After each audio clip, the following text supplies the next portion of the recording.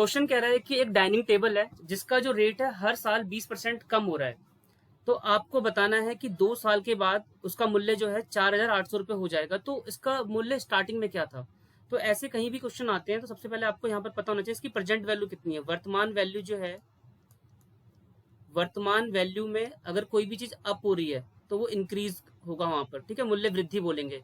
और अगर कमी हो रही है तो इसको बोलेंगे डिक्रीज। और इसको कैलकुलेट करने के बाद जो आता है वो आता है आपका यहाँ पर मूल्य, ठीक है।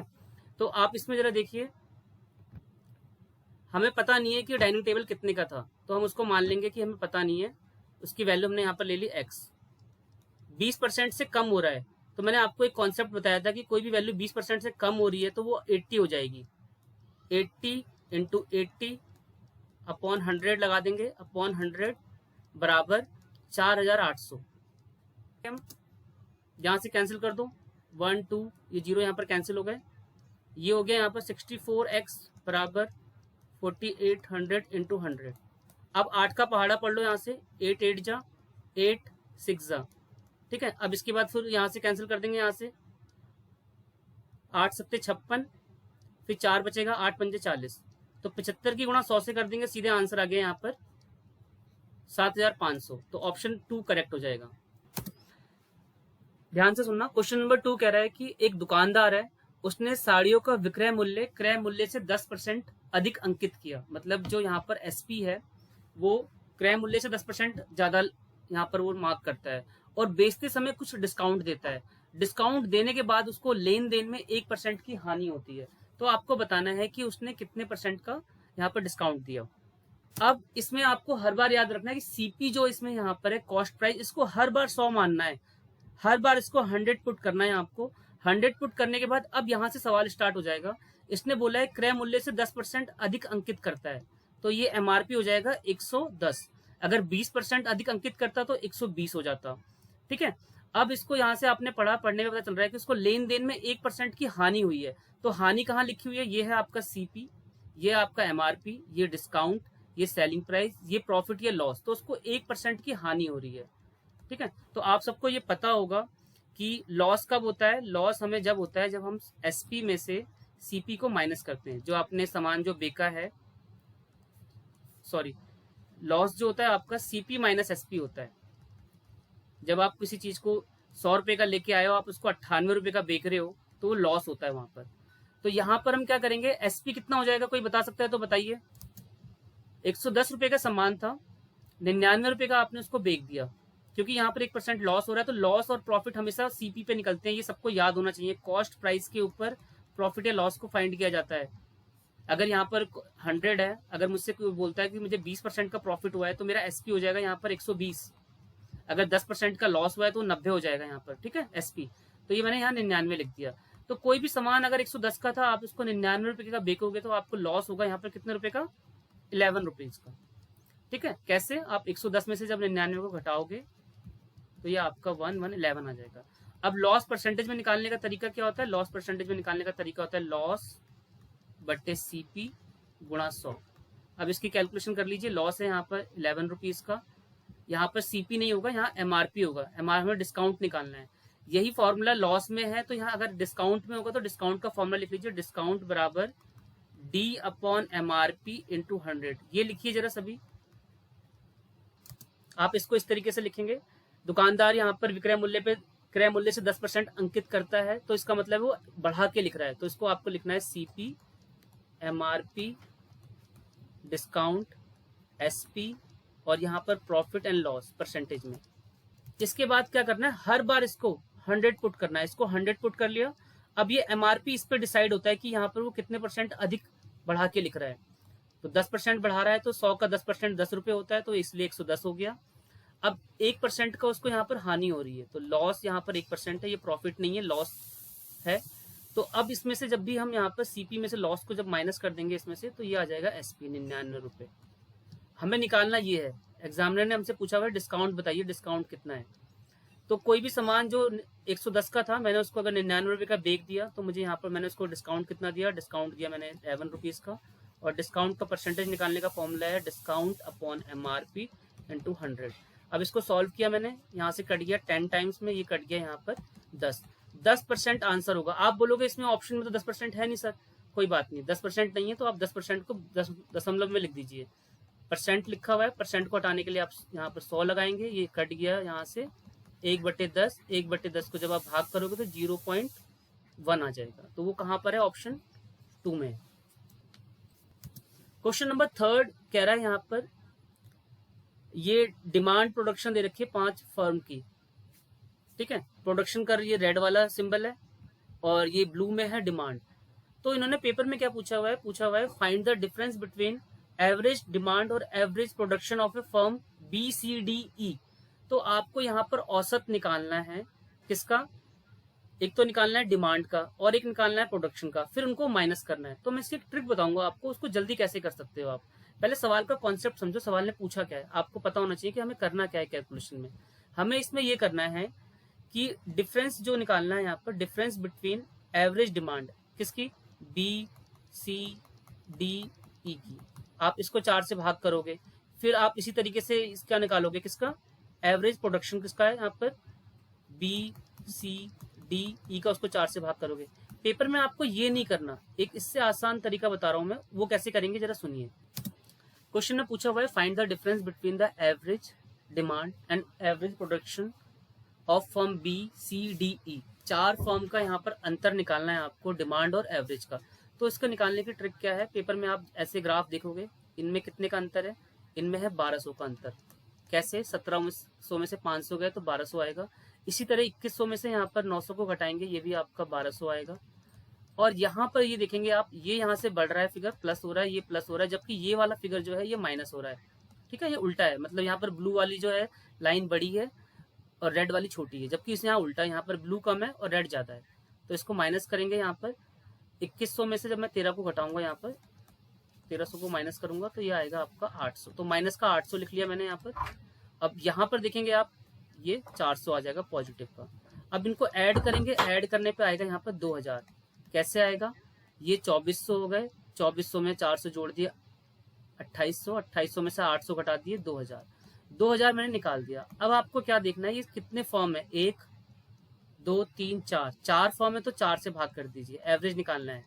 तो ये काट के 500 आ गया, तो इसका एवरेज आ गया 500। इस तरीके से आंसर आ जाएगा। तो यहाँ पर इस क्वेश्चन जो दिया है क्वेश्चन नंबर 4 में, क्वेश्चन नंबर 4 कह रहा है कि एक आदमी 8 किलोमीटर की दूरी 1 घंटे में तय करता है, ठीक है, और टोटल डिस्टेंस है यहाँ पर 8 किलोमीटर का, और टाइम उसको लग रहा है यहाँ पर 1 आवर का। ये आप सबको पता होना चाहिए। अब इसके बाद यहाँ पर लिखा हुआ है, if he cover 1/4 distance in 1/3 time. तो 1/4 कितना होता है, हम 8 किलोमीटर का 1/4 निकालेंगे तो ये यहाँ पर आ जाएगा 2। तो ये कितने घंटे में करता है, 1/3 में।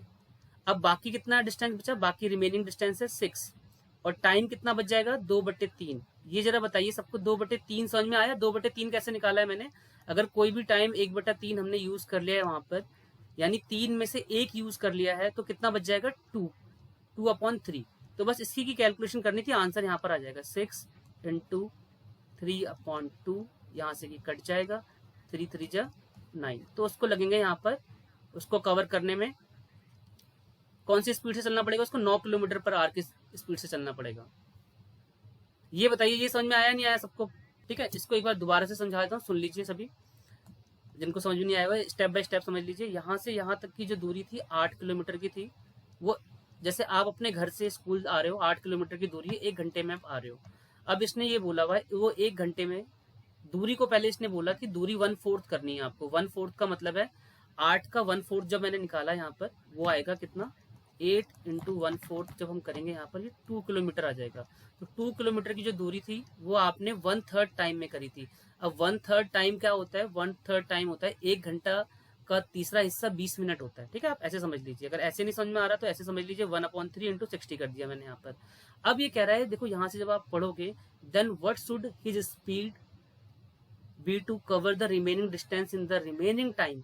इसका मतलब है जो बचा हुआ टाइम है, 1 घंटे में 20 मिनट आपने यूज कर लिया, बाकी बचा है 40 मिनट, और दूरी भी शेष कितनी है, 6 किलोमीटर की, ये रही 6 किलोमीटर की। इसीलिए मैंने अपॉन यहाँ पर 40/60 लिखा है, क्योंकि ये किलोमीटर में है और ये भी किलोमीटर पर आवर में, इसको मैंने कन्वर्ट करा है टाइम को।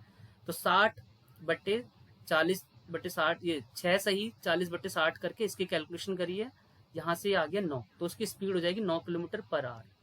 ठीक है, इस सवाल को एक बार दो बार सही से प्रैक्टिस कर लेना, ज़्यादातर सवाल ऐसे ही आ रहे हैं।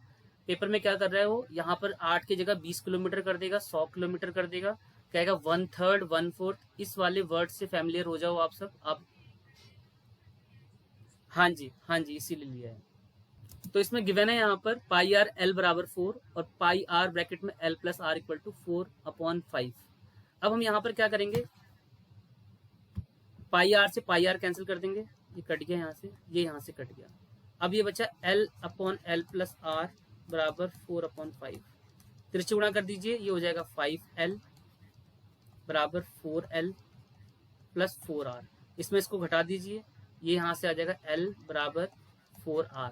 और अब हमें निकालना है यहाँ पर रेशो किसका है, रेडियस और स्लांट हाइट का। तो रेडियस यानी R/L लिखना है। तो L के बगल में कितना है, L के बगल में यहाँ पर है 1, L के पास कुछ है नहीं, और रेडियस के पास कितना है यहाँ पर 4। तो आंसर कितना आ गया यहाँ पर हमारा 4:1।